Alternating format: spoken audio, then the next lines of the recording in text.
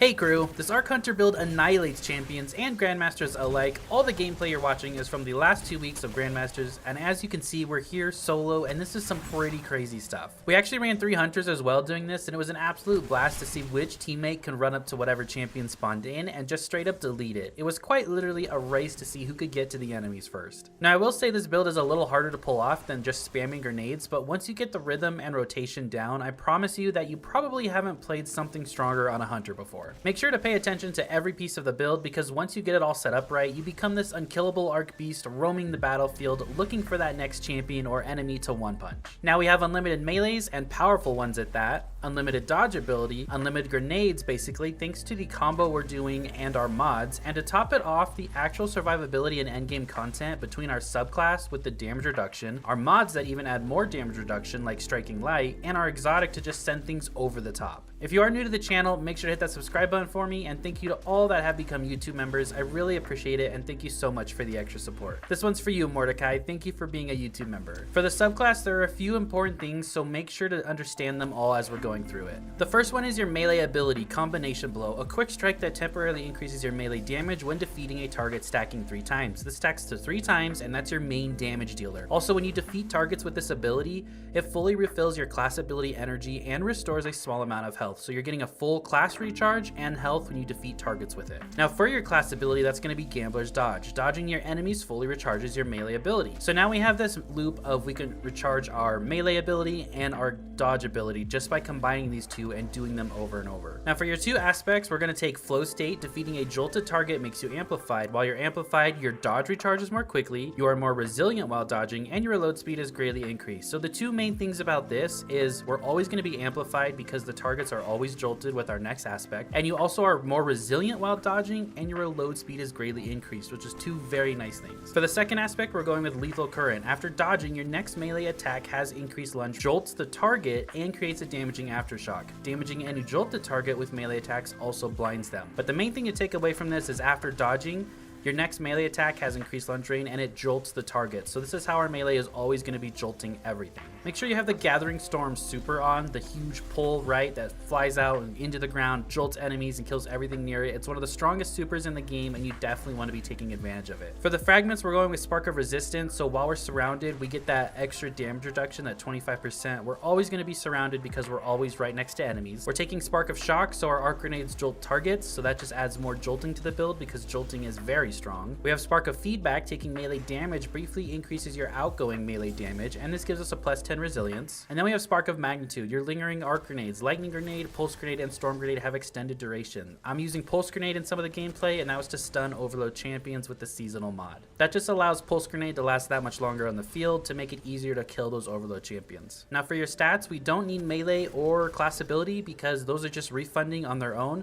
So we're taking 100 resilience for that damage reduction and 100 discipline to keep up the grenades as much as possible. Now another thing that you definitely want to add to the build is a shotgun with 1-2 punch. Hitting a target with nearly every pellet in a shot increases melee damage for a short duration. This is when we have Combination Blow ×3 from our melee. We're going to add a 1-2 punch shotgun into this. We make sure that we hit our target with that shotgun, and we can get close enough because we're always invisible, right? So we get close enough, we hit that target with the shotgun. That's when we do that crazy melee damage. So you need a 1-2 punch shotgun either in your primary or your secondary to add the overall damage to the build to make sure you kill those champions quickly. As for the other 2 weapon slots, it's completely up to you. Use whatever you want. I use a sniper some of the times, and I was using Anarchy in my heavy. You could trade this out for like an overload heavy machine gun in your heavy slot as well. So there's a lot of different options you can do there, but you just need that 1-2 punch shotgun. To add to our survivability and the overall build, we're taking Assassin's Cowl. The exotic armor perk here is Vanishing Execution. Powered melee final blows grant invisibility and restore a portion of health and shields. So now we get health and shields when we kill something. We also get health from the subclass when we kill something with our melee, but we also become invisible when we get that kill. Finishers and final blows against more powerful targets increase the duration of the invisibility and the amount of health and shields restored. So when you kill a champion, you basically get full health, and that visibility lasts like 10 to 12 seconds easily. A normal enemy means it lasts about 7 seconds. But we're taking this exotic for survivability, especially in Grandmasters. If you're doing lower end content, you could still do the Liar's Handshake build that I did earlier this season, but you don't really need it if you're running that 1-2 punch shotgun and hitting targets with that. All right, next let's go through all the mods with the build, because that's what's gonna send it over the top. We have damage reduction and increased damage, and then ability loop included with all the mods. So on the helmet, you wanna have hands-on, gain bonus super energy on melee kills because you're gonna be getting a ton of melee kills. I had a shotgun ammo finder on just for my shotgun and 1-2 punch to make sure I always had it up. Then we have Well of Ions on the helmet. Picking up an arc elemental well causes your next melee to deal increased damage. I believe this is like a 30% increase in damage for Well of Ions, so that's a pretty strong damage increase after picking up an arc well. On our gauntlets, we're gonna go with melee well makers. Powered melee combatant final blows spawn elemental wells, matching your subclass energy type. That's how we're gonna create wells with the build. We also have fastball on, and then impact induction. Causing damage with a melee attack reduces your grenade cooldown. And then for barrier champions, I didn't need to stun them because you kill them quick enough, right? Overload champions, I was using the grenades to stun them. And then if you are going up against unstoppables, you could throw an unstoppable shotgun as well, or use a different primary to stun an unstoppable. For your chest piece, of course you want to take the thermoshock plating from the artifact for more damage resistance. And then I also had bountiful wells on. From melee wellmaker on the gauntlets, that's going to cause 2 wells to spawn when we kill something with a melee. On our boots, we're taking striking light. This is for more damage resistance. While charged with light, gain damage resistance against combatants while sprinting. This is a big deal because we're always going to be sprinting around and we're always going to be killing things, and we're going to always be charged with light ×2 with this build. So you want to throw this one on because it's just going to add that much more damage reduction to the overall build. So you have damage reduction within striking light, you have damage reduction within the subclass, you have 100 resilience, then you have the damage reduction chest pieces on the mods, and then you also have the healing from melees and the invisibility from melees. So that's how we can actually survive in Grandmasters with all the different things. And to become charged with light, we have that on our class item here, and that's elemental charge. Become charged with light when you pick up an elemental well. We're always meleeing things, so we're creating those 2 wells, and we're always picking up those wells. You also want to run double bomber on the class item if you have room. That reduces the grenade cooldown when using your class ability, and since we're always dodging, you're always going to be proccing this, and that's what keeps up your grenade most of the time. Kill something with a melee, you grab those 2 arc wells, right?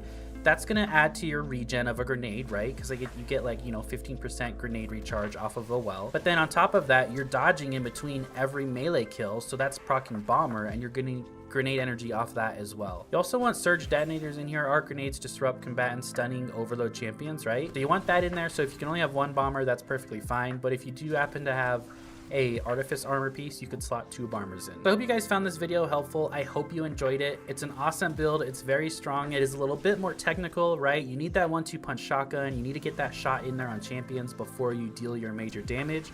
And you need to keep combination blow ×3 up at all times. But if you can do that and understand how that works, then you'll get the rotation down, you'll get the rhythm down, and once you understand it and do it, man, it's so much fun to be able to 1-punch things. So I hope you guys found this video helpful. I hope you enjoyed it, and I'll see you guys all in the next one. Have a great rest of your day, and thank you so much for watching. I really appreciate it.